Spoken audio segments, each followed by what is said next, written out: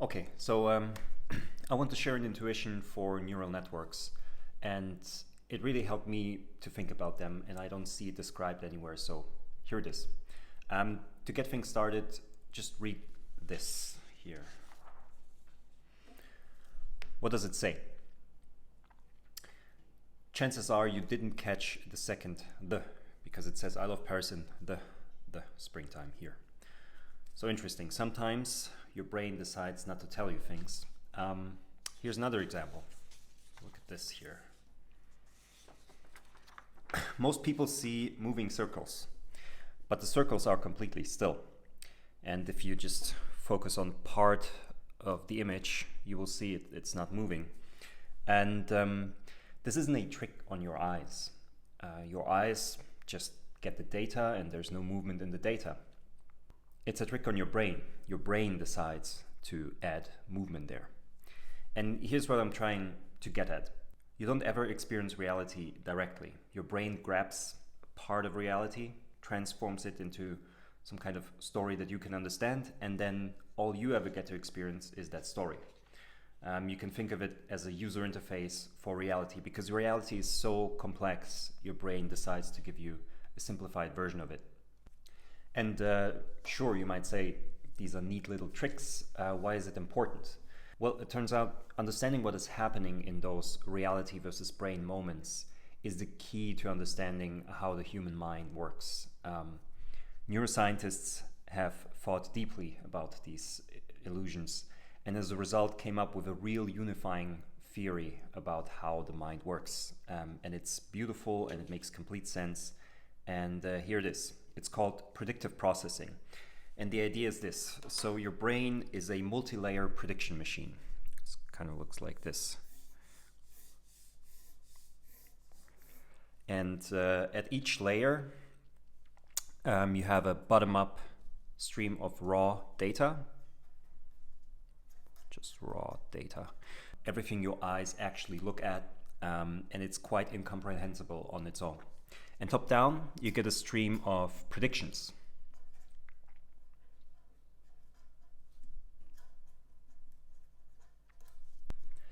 That is everything you already know about the world, all your best intuitions, heuristics, your priors. And this uses its knowledge of concepts to make predictions, not in form of verbal statements, but in the form of sense data.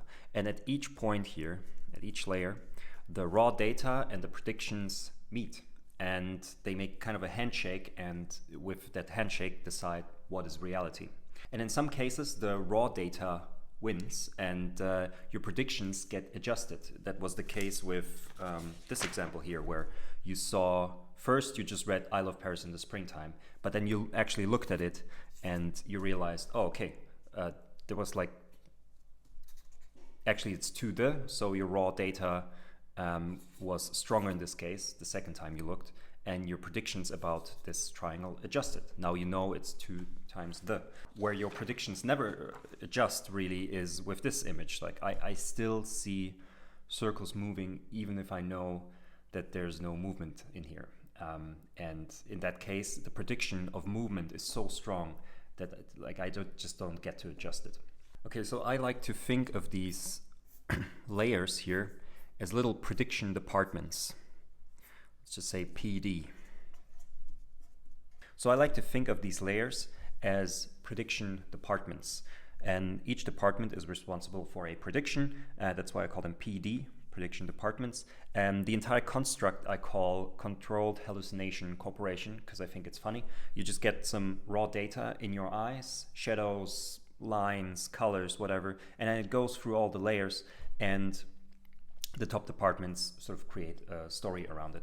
Now the top departments are responsible for higher level predictions, like it's a Monday, or this is a sunny afternoon, and so forth. And the lower prediction layers or prediction departments are responsible for lower level predictions, like lines and shadows and stuff.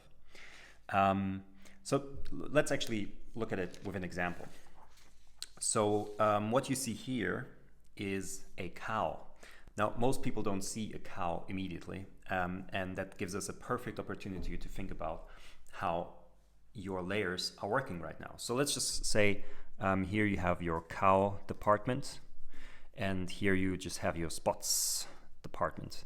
And right now you're predicting spots. Like you don't see anything other in that image than just some shadows and spots and whatever. What is happening right now is your cow department is going crazy because I told you there's a cow in here. So your higher level predictions tell you like, look for a cow, look for a cow. And then your cow department is trying different pictures of cows. And actually all these guys do is they go like this all the time. They look down and say, oh, like this, no. Like you can see a cow from the sides, a cow from the front and whatever. And then until they find a cow in these spots, in these little images. And if you haven't found the cow yet, here's the reveal. This is an ear, eyes, this is the nose, and this is the body, basically. And this is just background. So that's the cow.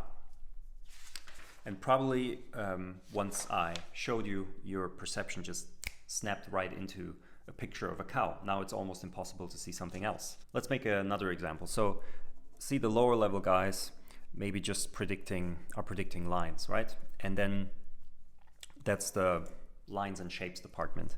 And then one layer above that, you have the shapes department. And these guys predict squares, circles, triangles, whatever. So this guy here,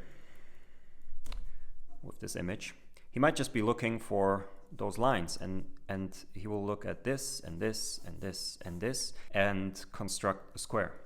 And these guys here exist as well, of course. And once he found a square, he'll just go, found something. And then you have the higher up departments who maybe look for 3D shapes or whatever. And of course, there's like a cube person who's looking for a cube. And he takes not just squares and sort of like smushed squares. There's probably some guy looking for a square like this, and a square like this, and so forth. So he's not just looking for those squares, he's also looking to the depth department, which is another department somewhere out here, and getting all kinds of information from different departments. And once he's sort of confident enough, he's like, oh yeah, this is totally a cube, and on it goes.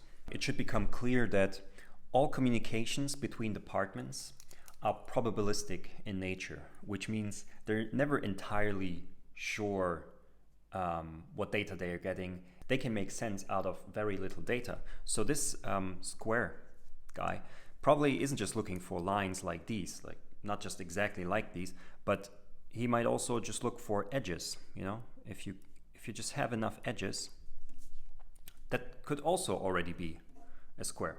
And maybe this is even a better prediction than the lines. So he will give this connection much more weight. He will say, this is like, really look for this. This is a very important connection. And these are important too. And actually, once you find something that's round, this is like a negative connection. Once you find something like this is like a -1 or whatever. We really don't want something round if we're looking for squares. Why does it have to be like this? Why do you make predictions? Why don't you just get the raw data and sort of see reality as it is? And here's the reason. Here's a good example that shows this. So you can probably read this, right? It even says, you can probably read this pretty well, even though it's all jumbled up. And I mean, you kind of already see what the point is. Reality is messy. And in order to read this, you need some kind of flexibility in the system that can adjust. So if you were to program a computer, you would just tell them, look for this, right? Just this. And this is sort of like this layer. So there's a little guy, and he just looks for exactly one thing. He looks for the word you. And once he finds it, he's like, okay, got it. And so it goes on. You can. And this works fine. But then it will look for probably. And here it will fail because this isn't written exactly like the prediction. And so this system will fail, even though there is meaning to extract from this data. And if you were to build a computer system that's looking for exactly the things that it's looking for, then you would probably have to have more people working in these departments looking for all kinds of different versions of how I can write probably, with mistakes and with letters that are missing and so forth. And this would be computationally extremely difficult to solve. But you could actually just say, don't look for exactly this. Look for something like this. And once you do that, you don't actually need any of these variations of the word. You just need the word, and then you need some way of comparing your input to your prediction. The point of all of this is you get a more robust system, actually. You get something that can actually work with the messiness of what is real. Let's try to think about how would we build one of these guys, one neuron? Because everything here is basically just neurons stacked on top of each other. That's all it is. This is a layer, and the layer is made of neurons. So how would we go about building one? Here's a neuron. Looks beautiful, I know. And what does it do? So it gets a bunch of inputs, right? And the task of a neuron is to produce one output out of it.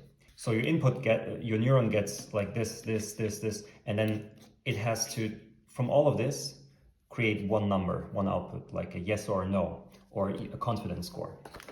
So this is starting to look a lot like a function, just a normal function that we know. We call it compare. And it has inputs.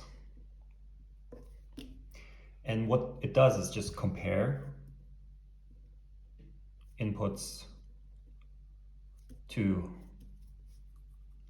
model, and the model is this here. Actually, let me do this and do this, and then return your confidence. Actually, let me grab another pen here. And the confidence is the output. And it's easy to see that this is the activation function from neural networks. You get all kinds of inputs here.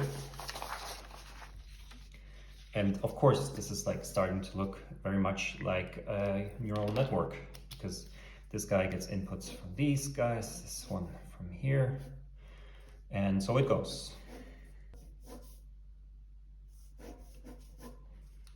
Yeah, and that's basically it. My hope here is just to have a different kind of intuition for a neural network. So next time you see a neural net, you won't just see numbers and linear algebra. You might just see a bunch of guys running around trying to predict things with their little images. And maybe next time, before you laugh at some neural net for predicting something concrete out of just random pixels, you might remember that you saw a cow in this picture.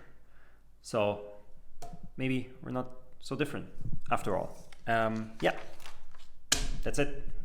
Have fun with it. I hope this helps anybody, anywhere at some point in their lives. I really hope so. Okay, that's it.